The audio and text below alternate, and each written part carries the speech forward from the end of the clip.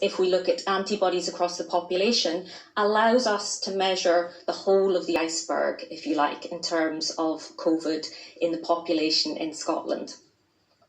Now, the Public Health Scotland Serology Surveillance Programme uses blood samples that have been taken for any reason within community healthcare and other settings on an anonymous basis to estimate the proportion of people in Scotland who have these antibodies to coronavirus, and this is known as seroprevalence.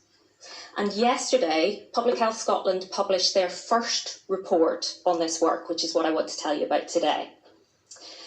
Just to note, the report provides an analysis of samples which were collected between the end of April and the end of June this year, and it covers approximately 4,751 tests which were submitted to Public Health Scotland for these surveillance purposes. So the results, well, the work estimates that the proportion of people across Scotland who had antibodies to coronavirus during this time period is approximately 4.3%.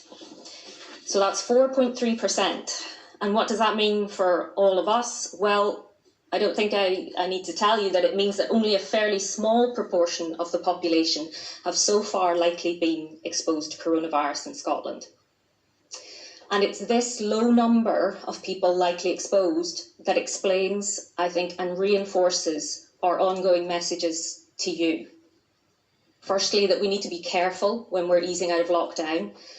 And secondly, this is why we still want you to follow all of the current guidance on physical distancing and all the other measures that we recommend in order to protect you, your loved ones, and in fact to protect all of us.